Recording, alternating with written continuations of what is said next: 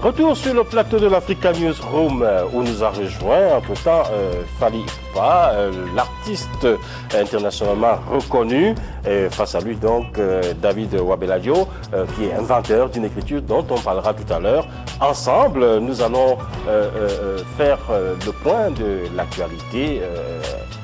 Et puis, nous allons commencer par les réactions des téléspectateurs et autres encore, Marie-Angèle. Oui, et surtout le dossier du jour. Si vous ignorez ce qu'est le Mandombe, notre dossier du jour dédié à l'éducation en République démocratique du Congo, vous le fera découvrir.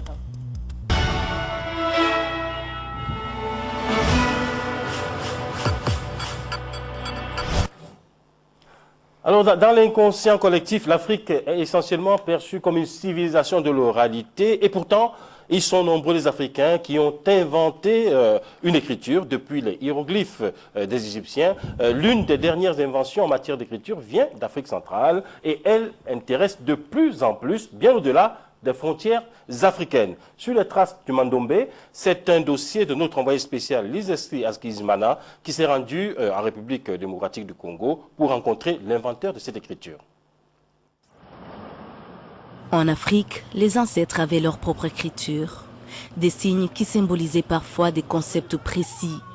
Mais à part l'Égypte avec les hiéroglyphes et le Cameroun avec le Shumon, l'écriture des Bamon, aucun autre pays n'avait reconnu jusqu'alors une écriture inventée par un Africain. La République démocratique du Congo va être le premier pays subsaharien à le faire. En 1978, David Wabeladio Payi de l'église kimbanguiste aurait eu une vision divine qui lui aurait intimé de créer une écriture pour les Noirs, une écriture qu'il allait nommer le Mandombe, qui signifie littéralement en Kikongo pour les Noirs. C'est à travers une observation d'un mur en briques non induit qu'il a eu son inspiration. Il s'est rendu compte que les maçons combinaient deux chiffres, le 5 et le 2. Ce fut le départ de ses recherches. Quelques jours après, je devais découvrir que ces deux chiffres sont symétriques par rapport au principe des miroirs. Il y a un principe mathématique qui dit que l'image d'un objet formé dans un miroir est symétrique à l'objet par rapport au miroir. Elle est de même grandeur que l'objet, mais elle ne lui est pas superposable.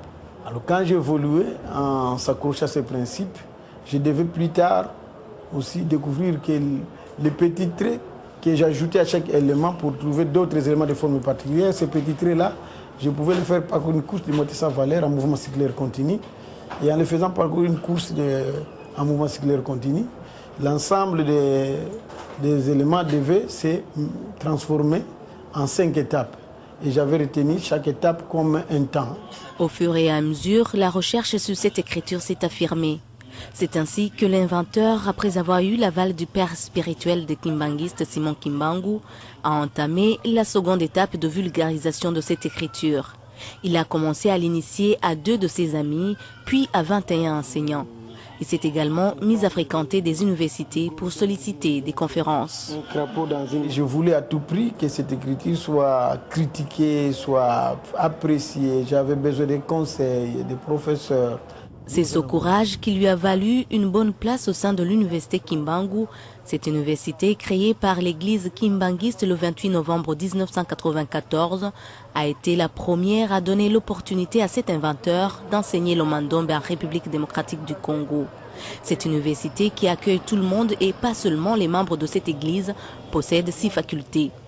Et depuis la première année, l'écriture Mandombe est enseignée. En donnant un petit trait à 5, et le 5 devient 6. Il a fait de même. Il a fait de même de l'autre côté. Il a donné un petit trait. Ça devient 9. Il a fait aussi pour ça. Il a mis le miroir. Il a trouvé que le 9 était renversé. Le 9 était renversé. Le 9 était renversé, son origine c'est 2. Bien que les étudiants de l'université Kimbangu apprennent tous le Mandombe, le recteur voudrait bien voir cette écriture enseignée dans toutes les facultés de lettres en République démocratique du Congo. Dans d'autres universités, c'est Kinshasa, il n'est pas encore enseigné parce que pour qu'elle soit enseignée, il faut que le ministère de tutelle, le ministère de l'enseignement supérieur universitaire donne son quitus. Vous voyez, ce n'est pas encore donné parce que nous sommes encore en train de préparer le document. Et il faut que nous arrivions à préparer des ouvrages solides. Nous sommes encore au niveau du travail. Et d'ailleurs, même il y a une collaboration entre nous et certaines universités portugaises, espagnoles et allemandes.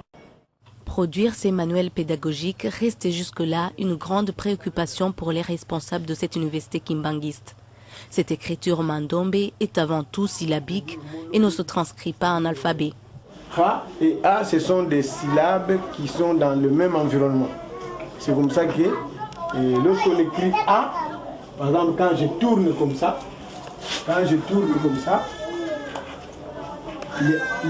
le Ha ici devient A. Cet inventeur de l'écriture mandombe a rencontré le ministre de l'Enseignement supérieur et universitaire. Une fierté pour ce ministre qui entend valoriser cette découverte. Je lui ai dit, au-delà de tout ce qui peut être une révélation, rester un scientifique. Le gouvernement voudrait donc vulgariser cette écriture, mais tout comme l'église kimbanguiste, il refuse que le mandombe soit informatisé par les étrangers. C'est tout à fait logique parce que, vous voyez, quand on parle de droit d'auteur, de droit d'invention, et la nation, comme on doit veiller à ce que d'abord elle s'approprie, qu'elle puisse en fait accompagner l'inventeur en s'appropriant cette découverte qui est très importante. Là, on disait que l'homme noir n'a rien inventé, Dieu est grand, il montre l'antériorité de l'homme sur le continent africain, il montre la place importante de cette Afrique centrale et de l'Est en reconstituant toutes les découvertes qui sont en train d'être faites. Et donc ici, il est important effectivement que cette invention puisse être valorisée. Valoriser cette écriture mandombe, la protéger et la vulgariser avant que les chercheurs étrangers ne s'en approprient est donc le grand challenge pour le gouvernement. Mais au moins, l'inventeur a déjà eu beaucoup de récompenses pour cette découverte. Le gouvernement congolais s'apprête à lui accorder un doctorat honoris causa pour avoir été l'inventeur de l'écriture négro-africaine en République démocratique du Congo. Alors, on a la chance d'avoir sur notre plateau David Wabeladjo. Comment est-ce que on passe d'une révélation spirituelle à une construction scientifique parlant du mandombe? D'abord, je sais qu'ici en Europe, beaucoup de gens ne croient plus en Dieu. Mais nous, en Afrique, nous avons toujours cru en Dieu. Et même dans la Bible, c'est écrit. Invoque-moi, je te révélerai des choses cachées. Si je ne me trompe pas, c'est sur Luc 33. Eh bien, c'est une longue histoire, mais je serai un peu bref. Oui, allez. J'étais très jeune, je n'avais pas envie de faire des recherches. Et je dormais dans ma chambre, j'avais entendu une voix dans le ciel, dans le rêve, qui m'avait parlé. Et cette voix m'a dit, allez en Kamba, allez prier, maintenant t'es béni dans la source sacrée. Je vais te donner une mission pour la race noire. À ce moment-là, j'étais catholique. Et j'en ai parlé à mes parents, les parents n'ont pas pris ça en considération. Et surtout que mon oncle, qui vient en troisième position après ma mère, est prêtre catholique.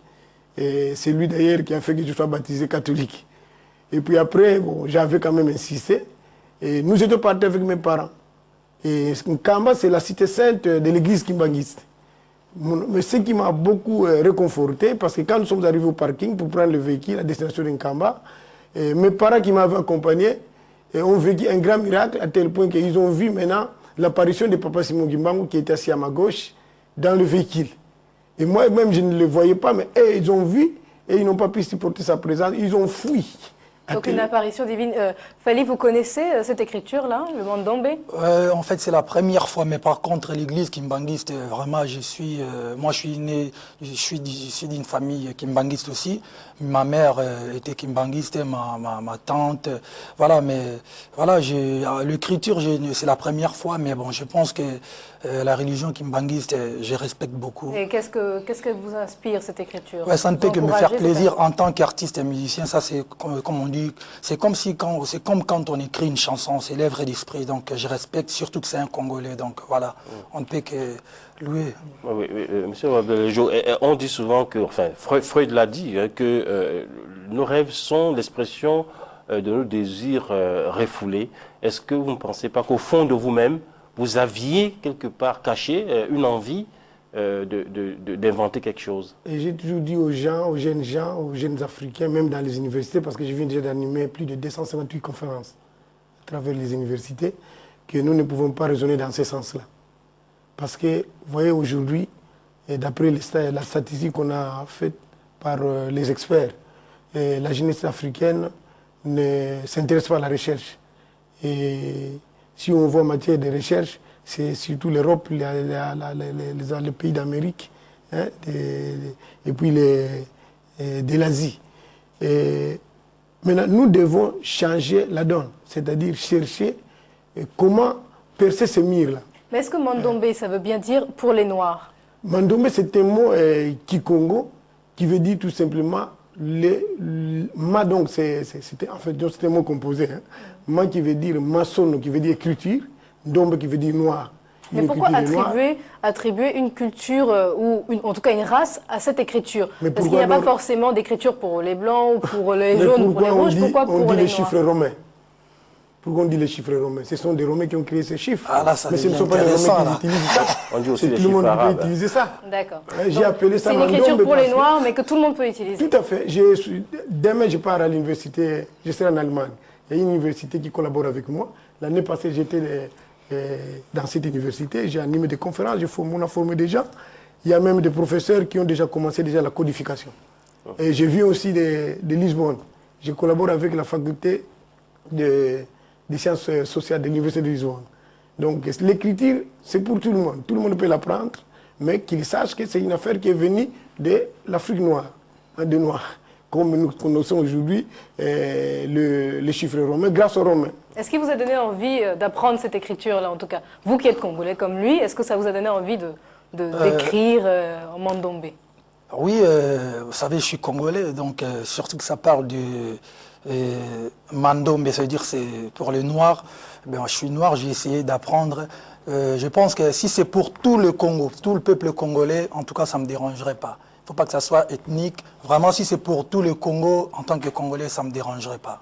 Est-ce que vous avez une question à poser à David Wabeladio? Ça sera en Kikongo ou en Lingala, parce que je comprends Kikongo ou en Lingala. Comme vous voulez. Ezali écriture moko yozala pona Congo nyoso muluba mungala muyombe muswahili bakoki ko apprendre en sans problème. Alors vous faites la réponse en français, vous traduisez. C'est ce que je venais de dire tout à l'heure. Oui, c'est vraiment. Votre question veut dire si l'écriture c'est pour tout le monde au Congo. Voilà. C'est pas ethnique. Je vous dis déjà que je suis même surpris. C'est ce que j'avais dit au ministre la fois passée. Que ça c'est une affaire maintenant du gouvernement qui devait m'aider à vulgariser ça. Voilà. Et nous sommes déjà à Kikwiti, dans les Bandundu, et à Idiofa, et nous sommes dans les Kasaï à Ilebo. Nous avons ouvert un grand centre. À Katanga, à Lubumbashi, il y a 5 centres. Au niveau de Goma, nous avons un centre. Et à Kisangani, je viens de Kisangani maintenant avant de venir en Europe. Donc ce que vous êtes en train de dire, c'est que tout le monde peut avoir accès à unir le pays. Alors, nos deux invités participent conjointement au rayonnement culturel de leur pays, l'un par sa musique et l'autre par l'écriture.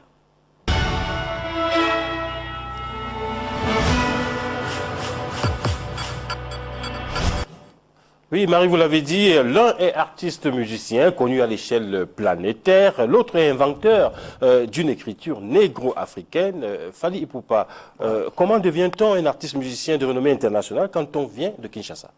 Je pense que c'est d'abord inné. Vous devez être artiste et musicien. Moi, je suis artiste et musicien, ça va faire près de 15 ans. Donc, je n'ai pas appris la musique en fait. Je suis né avec ça. C'est un don de Dieu. Et puis après, bon, il faut faire, il y a la promo, il y a la volonté de travailler. Et puis voilà. Mais beaucoup d'artistes font énormément de promotion, travaillent avec acharnement et pourtant ne parviennent pas à se hisser au niveau que vous avez atteint. Voilà, c'est comme je vous disais tout à l'heure, c'est d'abord un don de Dieu. C'est Dieu qui donne tout. Donc vous pouvez être pété de talent, mais ça si c'est vraiment pas si vous n'avez pas la chance, donc voilà, on n'y peut rien. C'est Dieu qui donne la chance et puis après, il faut vouloir perfectionner. Peut-être d'autres collaborations avec d'autres artistes aussi. Oui, mais c'est d'abord avoir toi-même du talent. Je pense que c'est important d'être déjà forgé, avoir la volonté de travailler. Collaboration ou pas, ça viendra après. Il faut d'abord être artiste et musicien, avoir la volonté et l'amour de ton métier. Voilà, je pense. Alors, il y a 50 ans, Joseph Kabasele chantait Indépendance Tcha-Tcha. Ouais. 51 ans après, pensez-vous que l'Afrique soit indépendante? Ouais, je vais dire oui et non. Ouais, je vais dire oui et non. Vous savez, j'aime pas trop parler de la politique. Je reste un artiste et musicien, mais je vais dire oui et non. Voilà.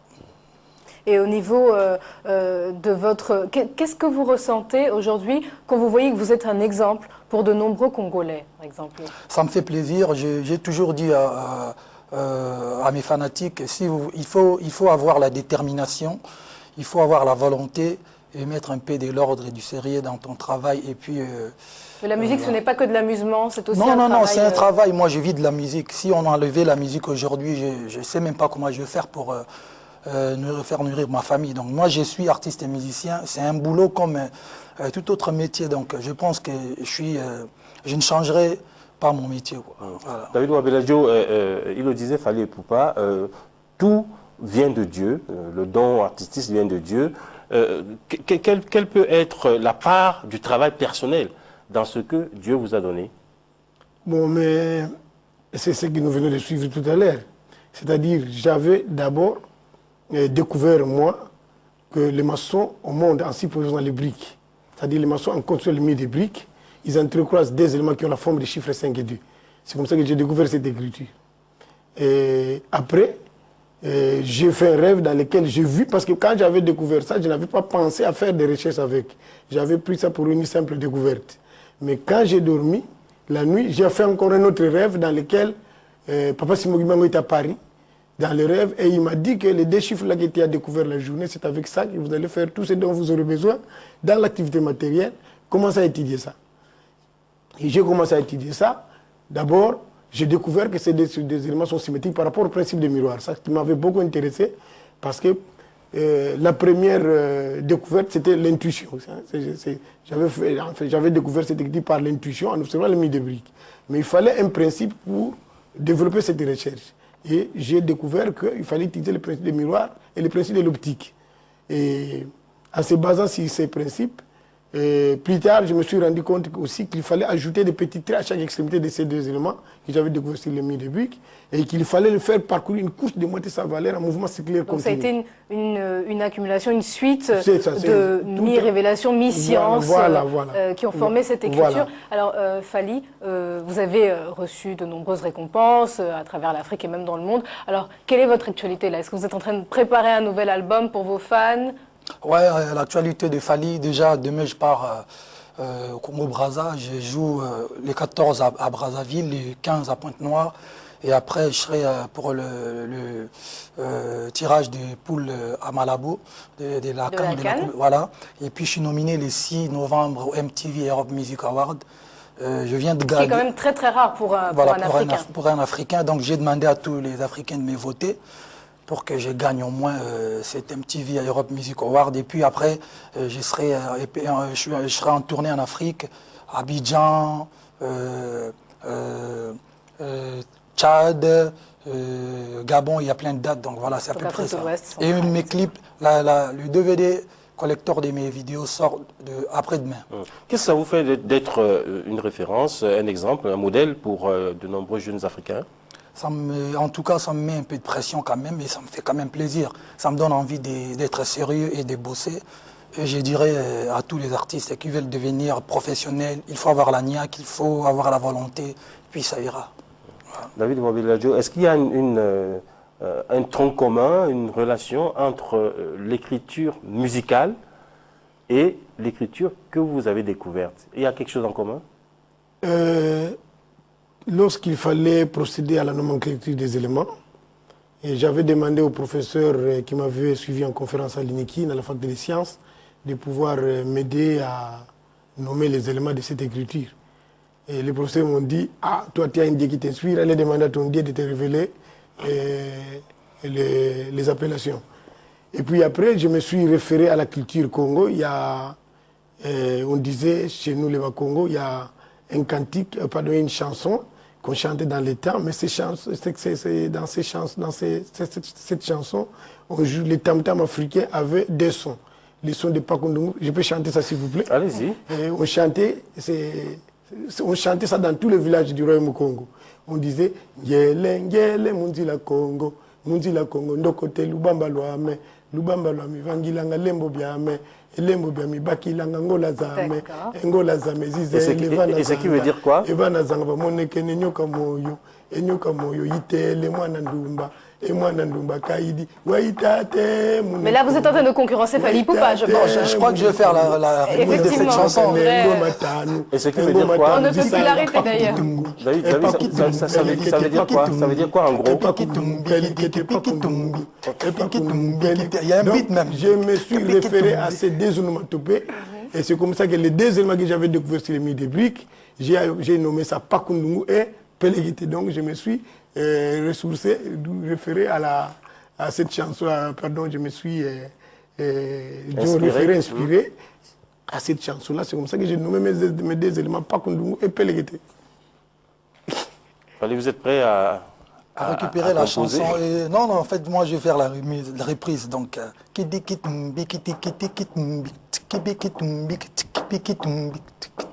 en avant-première sur Africa 24, vous avez pu découvrir le prochain tube de Fally Ipupa. Voilà. Marie-Angèle, qu'est-ce qu'il faut retenir de l'actualité africaine du jour? Les discussions à Khartoum entre les présidents Omar el-Béchir et Salva Kiir se sont achevées. Ils se sont engagés à résoudre au plus vite les litiges entre leurs deux pays. Le président Blaise Compaoré était à Taïwan. Il y a salué la coopération taïwanaise au Burkina Faso dans divers domaines.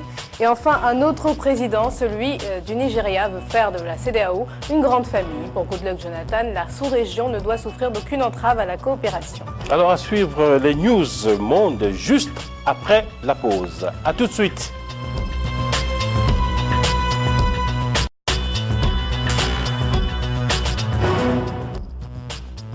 Retour sur le plateau de l'Africa Newsroom pour l'actualité internationale, Marie-Angèle.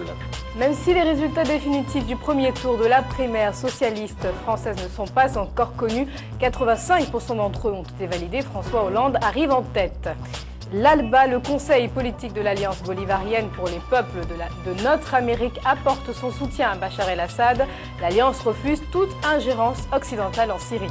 Et enfin, les Polonais ont accordé leur confiance à leur Premier ministre libéral Donald Tusk. Il effectuera un deuxième mandat de 4 ans. Alors notre éditorialiste Alfred Chango nous a rejoint une nouvelle fois sur le plateau. Face à lui, notre invité, David Wabeladio, inventeur d'une écriture, le Mandombe, comme vous l'avez vu. Ensemble, nous allons faire le point sur l'actualité internationale, en commençant par l'info du jour.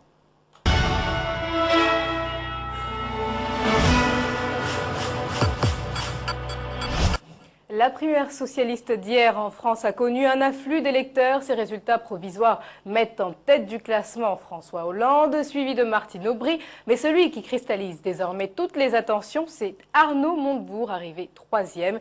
Et les éventuelles consignes de vote qu'il pourrait donner pour le second tour. Lola Sorrenti. François Hollande en tête du premier tour. Dimanche, les résultats de la primaire du Parti socialiste ont été dévoilés. François Hollande a obtenu 39,19% des voix contre 30,47% pour Martine Aubry. De leur côté, Arnaud Montebourg obtient 17%, 7% pour Ségolène Royal et 0,61% pour Michel Bellet. Je veux féliciter les électeurs pour le choix qu'ils ont fait pour ce premier tour en me plaçant en tête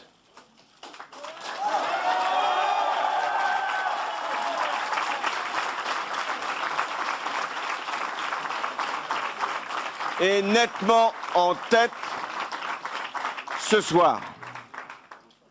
Ce qui me conduit aujourd'hui à appeler au rassemblement le plus large autour de ma candidature. Les résultats laissent envisager un duel serré pour le scrutin du second tour. Mercredi prochain, les deux candidats en lice, Martine Aubry et François Hollande, entameront leur premier duel politique à travers un débat télévisé. Et si je suis là ce soir, c'est que je trouve que c'est d'abord une initiative intéressante du PS d'avoir fait ces primaires et que ces résultats montrent que on a deux personnages qui ont des personnalités assez différentes, mais qui finalement pour l'instant ne semblent pas être si loin que ça, et que le choix en final ne va pas forcément être facile à faire. 2,5 millions d'électeurs sont mobilisés pour le second tour de la primaire socialiste, prévue le 16 octobre prochain. Alfred, en quoi est-ce que cette idée des primaires socialistes bouleverse-t-elle les pratiques politiques en France? D'abord, simplement par le fait que désormais on ne peut plus ne pas en tenir compte dans les scrutins futurs ou dans les échéances futures qui arrivent. C'est-à-dire qu'on ne peut pas faire comme s'il n'y avait pas eu cette primaire socialiste. Ça, c'est une première chose. Deux, ça pousse les appareils justement à pouvoir réfléchir sur le mode de désignation de leurs candidats à toutes les échéances électorales qui arrivent. Est-ce que ces chiffres vous ont surpris? Par exemple, on donnait François Hollande largement en tête dans les sondages. Finalement, ce n'est pas le cas. Ségolène Royal avec ses 6%. Qu'est-ce que ça vous a inspiré? Pour ce qui est de Hollande, c'est de l'attendu. C'était prévisible, tous les sondages depuis un certain moment le mettait en tête de ces scrutins. Mais moi, ma grande déception, c'est Ségolène Royal. Voilà, j'ai une pensée pour elle. J'avais très honnêtement pensé qu'elle franchirait ce cap-là, qu'elle serait la troisième personnalité, mais Arnaud Montebourg a bouleversé justement les sondages, et donc il va être l'arbitre maintenant de ce second tour. David Mobilajo, l'idée des primaires nous vient des États-Unis.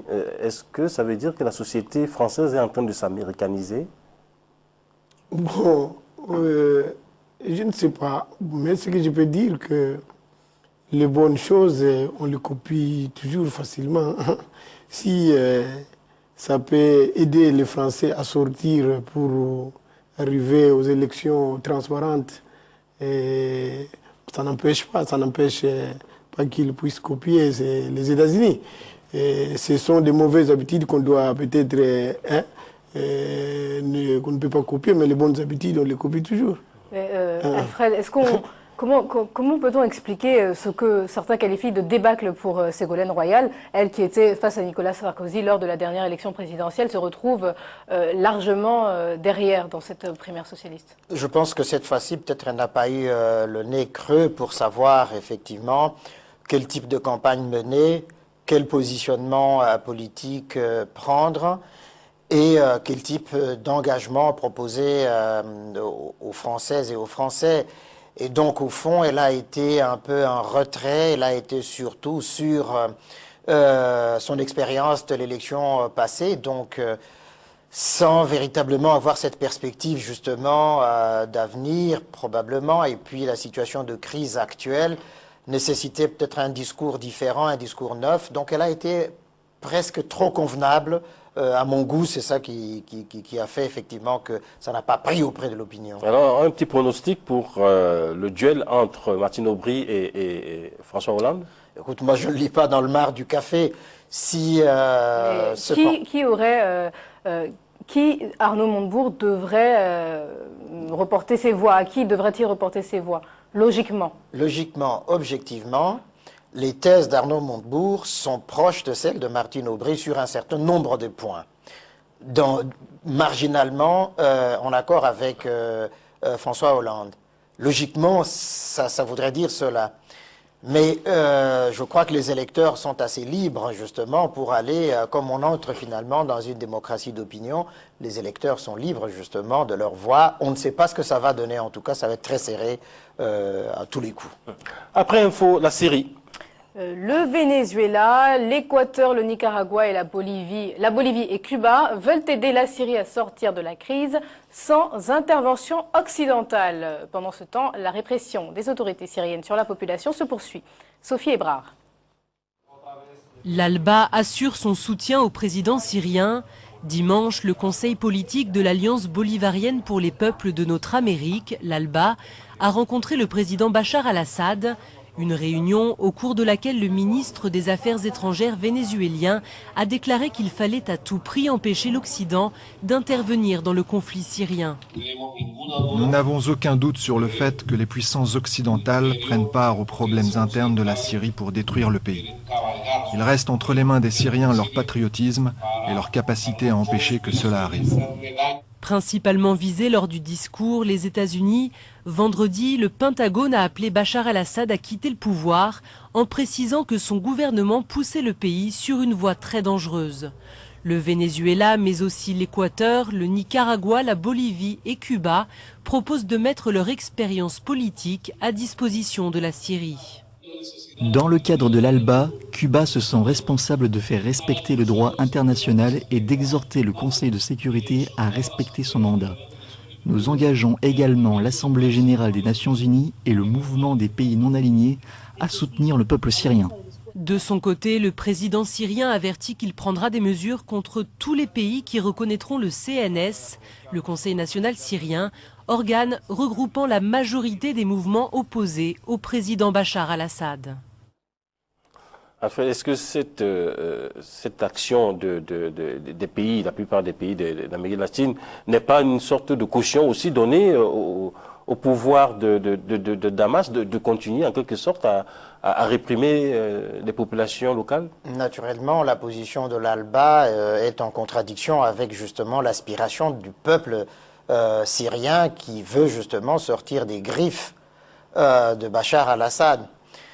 Et que donc là, effectivement, on voit aussi que pour ces États-là, l'adversaire, ça n'est pas tellement la Syrie, ce sont les États-Unis.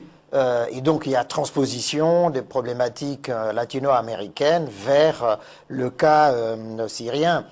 Mais effectivement, c'est une manière de déni, au fond, de coup porté justement à ce printemps arabe qui est en train de bouleverser la géopolitique, la géostratégie de la région du Moyen-Orient. Alors, M. Ouabeladio, les pays de l'ALBA de l'Amérique latine ne veulent pas d'intervention de l'Occident, mais qu'est-ce qu'eux peuvent faire pour aider la population syrienne? Bon, moi je pense que c'est un problème, comme je l'avais dit au départ, c'est un problème d'éducation. Parce que moi je ne peux pas comprendre, dans un pays où nous sommes obligés de vivre ensemble, il y a des gens qui veulent se cramponner au pouvoir pour ils veulent se cramponner au pouvoir inutilement. Et la population doit mourir parce qu'il y a quelqu'un qui veut rester au pouvoir. C'est vraiment pour moi inacceptable. Mais qui peut aider cette population? Pour moi, c'est l'ONU qui doit jouer son rôle. Ce que l'ONU va décider, c'est ce que le monde doit suivre. Justement, il a dit, David Ouabeladio, c'est l'ONU qui doit jouer son rôle. En fait, comment se fait-il que, ici, présentement, là, l'ONU ne puisse pas intervenir? Qu'est-ce qui est plus compliqué en Syrie que ça ne l'était en Égypte ou en Tunisie ou même en Côte d'Ivoire? Ce qu'il faut bien comprendre, c'est que les Nations Unies, ce sont les États membres, dont la Syrie fait partie, dont ceux de l'ALBA font partie, etc. Et que toutes les décisions sont prises au Conseil de sécurité, donc permanent, mais avec les 10 non permanents, donc ça fait 15 membres. Si il y a unanimité entre ces 15 membres, alors une résolution peut être prise pour justement amener le président syrien à respecter les droits de l'homme, à respecter la volonté de son peuple. Or, il y a deux États membres et deux pays qui sont au Conseil de sécurité permanent, la Russie et la Chine, oui, qui menacent justement de leur veto pour empêcher toute intervention onusienne dans les affaires syriennes. Et bien voilà ce qui bloque. Autre après info, la Pologne. La coalition de Donald Tusk aura la majorité au Parlement suite aux élections législatives d'hier. Pour la première fois depuis la naissance de la Troisième République polonaise, le Premier ministre sortant et son parti, la plateforme civique, sont reconduits. Nadège Abderrazak. En Pologne, les libéraux au pouvoir remportent les législatives. Le grand vainqueur n'est autre que le parti Plateforme Civique, parti du Premier ministre Donald Tusk, déjà majoritaire au Parlement. D'après les résultats provisoires de la commission électorale, le Parti libéral remporte les élections avec 39,6% des voix. Je sais que les 4 prochaines années seront un défi encore plus grand. Nous aurons besoin de travailler ces 4 ans à doubler nos efforts et nous aurons besoin d'agir plus rapidement. Tout simplement parce que les Polonais ont droit à une qualité de vie encore plus élevée. Le parti conservateur d'opposition Droit et Justice de Jaroslaw Kaczynski est derrière avec 30,1% des voix. Un résultat qui n'entame pas la conviction du leader du Parti démocrate. Nous ne connaissons pas encore les résultats définitifs, mais ce qui est sûr, c'est que nous maintenons notre position. Nous sommes convaincus que la Pologne a besoin de changements significatifs. Les résultats définitifs seront publiés mardi par la commission électorale. Enfin, en attendant les résultats définitifs, là, le gouvernement libéral de Donald Tusk a les mains pour continuer à peaufiner l'intégration européenne de la Pologne. Absolument. D'abord, il faut rappeler que Donald Tusk vient aussi des États-Unis, donc voilà, et que là, c'est une bonne chose pour la Pologne parce que Jarosław Kaczyński a essayé, par exemple, dans le passé, d'instrumentaliser la mort de son frère pour pouvoir justement se présenter à l'élection précédente où Donald Tusk a gagné. Et que donc, effectivement, il a des positions quand même assez rétrogrades par rapport à la place de la Pologne. C'est quand même un grand pays, un grand État qui mériterait effectivement de se retrouver dans l'Union européenne. Je crois que Donald Tusk, là, il a les mains, les cartes blanches pour aller... se faire réélire, est-ce que cela veut dire qu'il a mieux travaillé que les gouvernements précédents? Parce que depuis 22 ans, on n'avait pas vu ça. Exactement, c'est-à-dire que au fond... dans cet environnement de crise, Donald Tusk a su faire de la Pologne un pôle de stabilité économique. En tout cas, il a stabilisé tous les indicateurs macroéconomiques, microéconomiques, et que donc la Pologne n'a pas subi les contre-coups, par exemple, de la crise de 2008, la crise actuelle de la dette. Et donc, effectivement, les Polonais lui ont fait confiance et donc, voilà, lui ont renouvelé cette confiance. Mais la Pologne attend d'ailleurs une croissance de 4% pour cette année 2011, qui devrait donc l'aider à continuer ces réformes économiques. Mais absolument, il n'a pas d'autre choix en fait. Hein. Mais c'est aussi un grand défi pour lui, hein, parce qu'après, dans 4 ans, les Polonais vont lui demander des comptes aussi. Mais on espère pour lui qu'il réussira à le faire entrer déjà à l'Union européenne et puis qu'il continuera à maîtriser les données économiques, macroéconomiques pour le bien-être des Polonais. Le zoom avec la Palestine. Le président de l'autorité palestinienne Mahmoud Abbas en tournée latino-américaine pour promouvoir sa demande de reconnaissance de l'État palestinien à l'ONU. Nous allons demander la paix avec Israël et avec elle la reconnaissance des 57 États islamiques et des 22 pays arabes, comme cela a été dit dans le plan de paix initié lors du sommet de Beyrouth de 2002. Cette initiative proposait le retrait d'Israël des territoires arabes et la création de l'État indépendant de Palestine. En contrepartie, les 57 nations islamiques sont prêtes à reconnaître l'État d'Israël. David Wabiladjo, est-ce que vous pensez sincèrement que la Palestine a les chances d'être reconnue comme État? Mais il faudra... Moi, je pense que c'est un problème qui doit résoudre cette situation. Parce que ça date de longtemps, cette affaire-là de la Palestine et de l'Israël. Donc, c'est un peuple qui doit nécessairement avoir un pays. Et je ne pense pas que Dieu a créé ce peuple sans pourtant les doter d'un pays. Où est parti ce pays-là? Et s'il y a 56 pays qui ont déjà... Moi, je pense que c'est la voix de la majorité qui prime. Hein. Alfred, pourquoi Mahmoud Abbas se met aujourd'hui à parler d'Israël? Ah, mais il n'a jamais cessé, parce qu'il a été négociateur, justement, des accords d'Oslo pour la reconnaissance d'Israël et puis la création de cet État palestinien.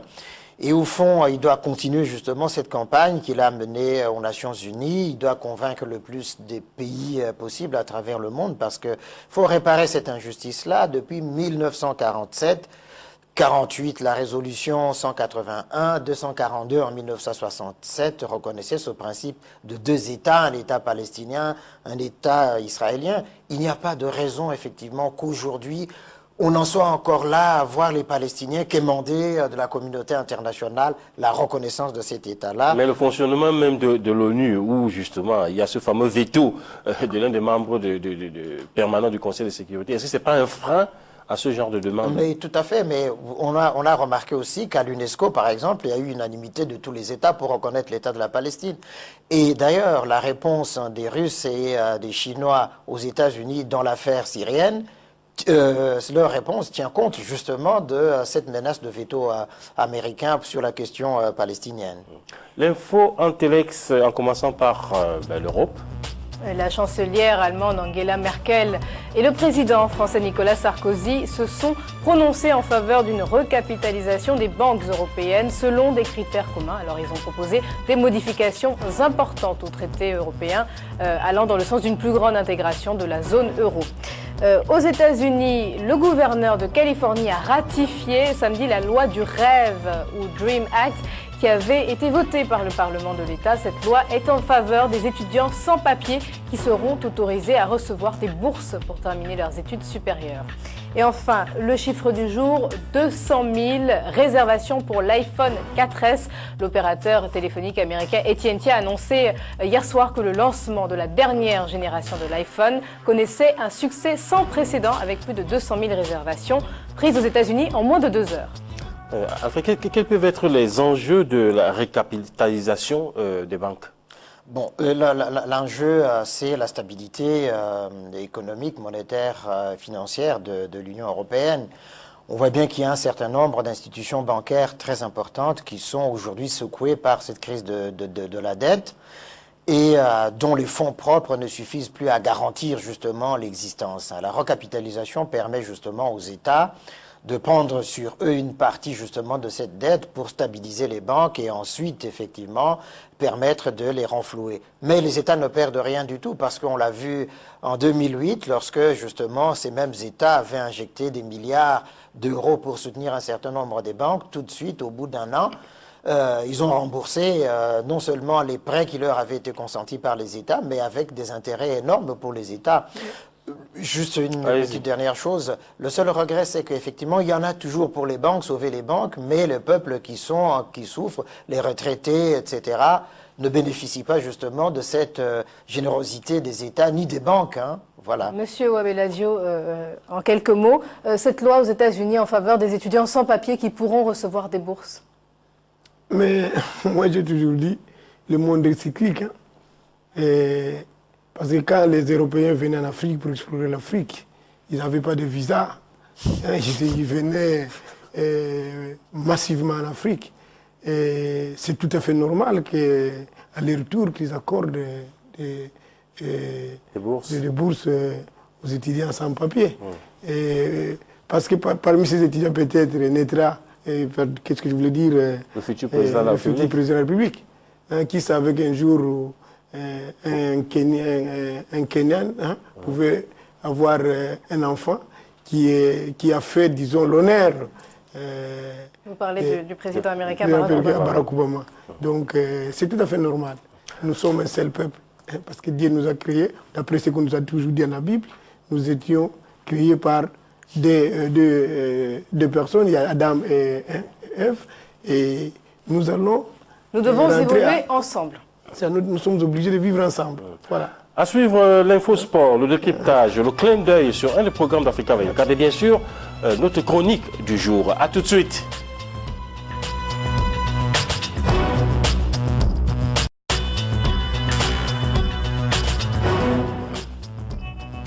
Retour sur le plateau de l'Africa Newsroom. Dans un instant, l'infosport, le décryptage, le clin d'œil sur un des programmes phares d'Africa 24 et bien sûr le reste, Marie-Angèle.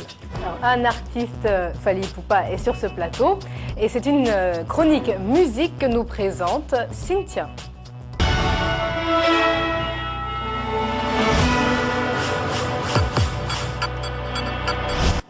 Alors Cynthia, vous allez nous parler, bienvenue d'abord sur ce plateau, et vous allez nous parler de 3 sensations féminines musicales de cette année. Qui sont-elles? Oui, il s'agit d'Ina Modja, Imani et Irma Pani, 3 prénoms qui se ressemblent, 3 chanteuses talentueuses, admirables, connues et reconnues par la profession. Commencerons par la plus jeune d'entre elles, Irma Pani, une chanteuse d'ailleurs que Jean-Célestin admire beaucoup. Et pourquoi? Parce qu'elle vient de Douala et je sais que vous admirez beaucoup sa musique. Du haut de ses 22 ans, la jeune fille de Douala a déjà conquis l'Europe. De par son talent, car Irma c'est juste une artiste, une musicienne à l'état pur. La jeune Camerounaise sait jouer du piano, de la batterie, de la guitare. C'est en fait une petite Tracy Chapman. Son album Letter to the Lord révèle un univers intimiste, des mélodies sensuelles et des refrains efficaces qui se baladent sur sa guitare et sa voix, une inspiration qui lui vient d'Afrique. Vous allez nous parler après Ivra, vous allez nous parler maintenant d'une autre étoile, des Comores. Et quelle étoile? Pour résumer le talent d'Imani, c'est tout d'abord sa voix grave et qui est reconnaissable parmi des milliers. On entend, on sait que c'est elle qui chante. C'est une voix tendre aussi car à travers son album Shape of the Broken Heart, elle nous raconte sa vie, son parcours, son périple des États-Unis. Imani, qui signifie foi en Swahili, nous explique comment elle est arrivée à vivre de sa passion, la musique.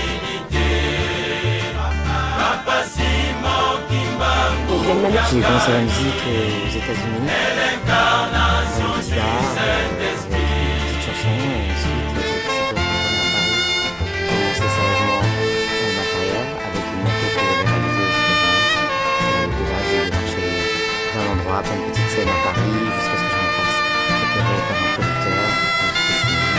J'ai continué les scènes, on a développé le répertoire, on a grandi avec le public, et ensuite on a fini par faire un album.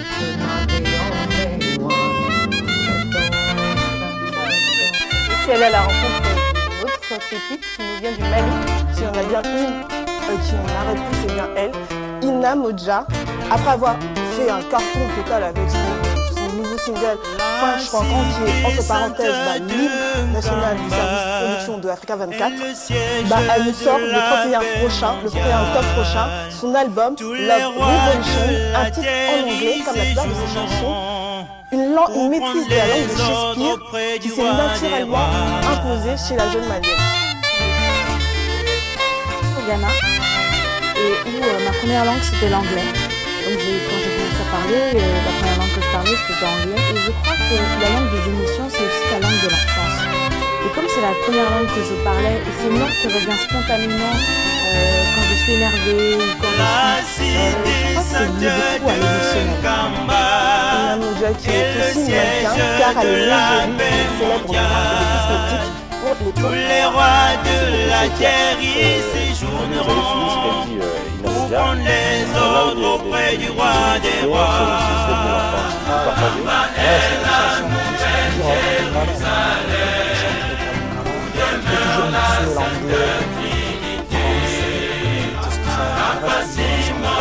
Donc comme elle, quand vous vous énervez, automatiquement Et est-ce que vous connaissiez ces artistes que vient de montrer? Oui, pas personnellement, mais j'ai déjà vu ces artistes à la télé. Voilà, j'ai vu la chanteuse voilà. J'étais il y a 2 ou 3 semaines. Afro-Caribéenne, elle a presté, donc voilà. C'est bien. Justement, qu'est-ce que vous inspire ces jeunes femmes africaines, mais qui sont vraiment, c'est la nouvelle génération. Voilà, ça fait toujours plaisir de voir ces sœurs évoluer de la sorte. Vraiment, surtout celles qui jouent à la guitare, parce que moi j'essaie de gratter à la guitare. Je respecte vraiment. Bravo. Vous avez le sentiment qu'on donne assez de place à la musique africaine ou alors aux artistes africains? Pas encore. C'est peut-être terminé. Il faut toujours vraiment, parce que pour moi, la musique africaine, je ne peux pas me permettre de dire que c'est la meilleure musique du monde. C'est quand même le creuset. Voilà, donc il faut qu'il nous donne encore assez d'espace. Ils ne seront pas bien.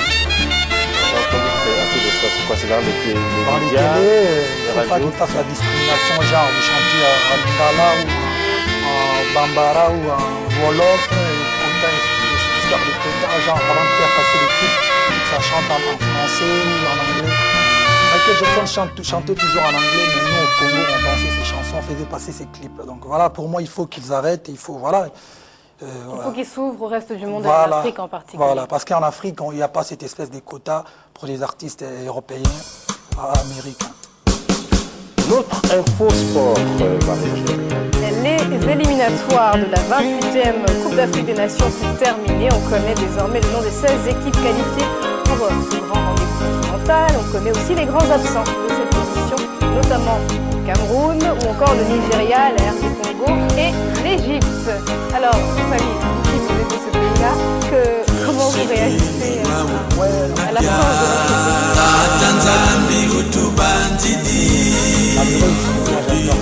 J'ai été d'abord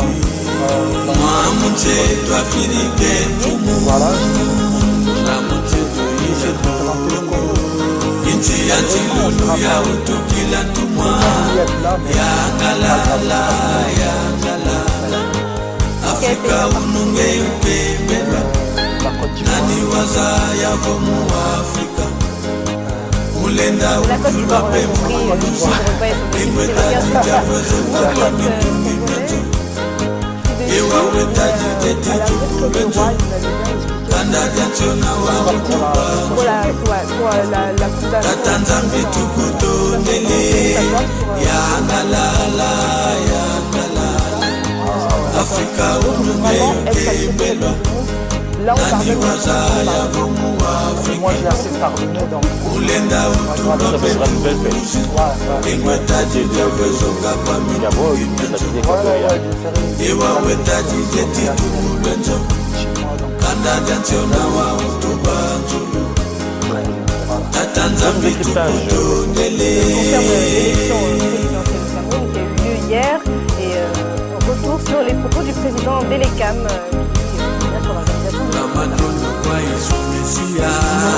sur l'organisation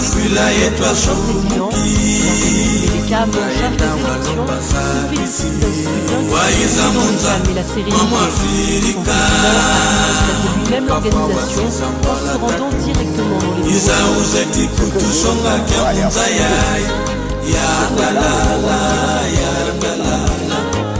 Afrika ununge upembelwa nani wazaya vomu Afrika ulenda utulwa déclaration de certains candidats sur le plan la réponse du président de l'EDECAM est claire.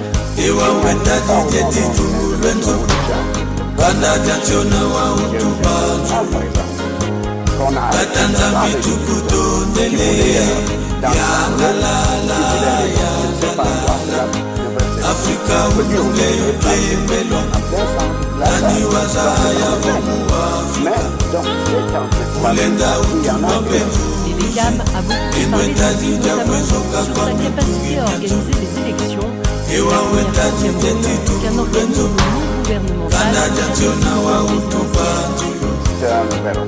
tatanzambi tukutondele. Afin de bon, nous allons faire le monde. Voilà où il y a on n'a pas été la perfection étant dans ce monde. L'essentiel étant notre volonté d'organiser les structures dans la L'organisme a maintenant 2 semaines pour déployer la totalité des scrutins et dévoiler les résultats. Les élections sont organisées dans le ouais, c'est une bonne chose. On a choisi son.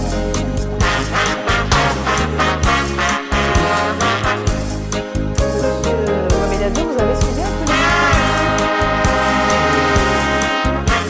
J'ai été suivi.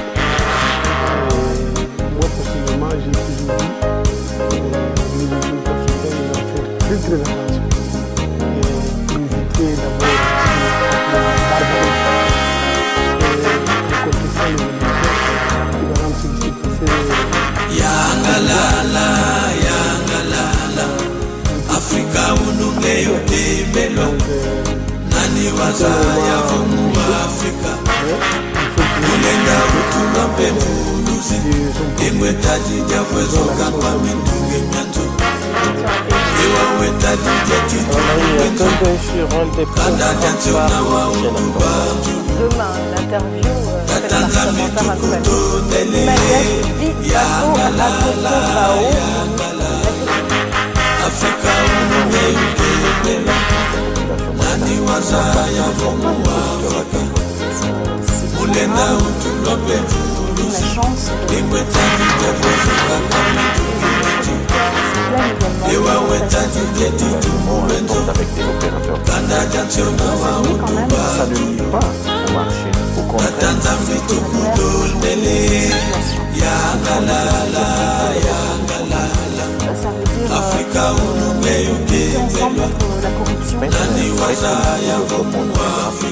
faut que tous les Malgaches. L'idée de l'Afrique américaine, c'est notre semaine spéciale République démocratique du Congo se poursuit. Demain, nous aurons le dossier de Giselsi Akilimana sur la neuropsychiatrie. Nous aurons également la chronique diaspora que nous présentera Sandra Chiombo. Merci beaucoup, Balou Abeladio, d'avoir accepté notre invitation. Et puis, bon vent à votre invention, le mandombe. Bon, nous l'avons toujours souhaité. Parce que l'Afrique doit sortir de sa coquille. Ok. Fally Ipupa, merci beaucoup d'avoir répondu à notre invitation également. C'est moi qui vous remercie. Merci, on est ensemble. Alors, Marie, nous on dit au revoir et à demain pour une nouvelle édition de l'Africa Newsroom, encore consacrée à la République démocratique du Congo.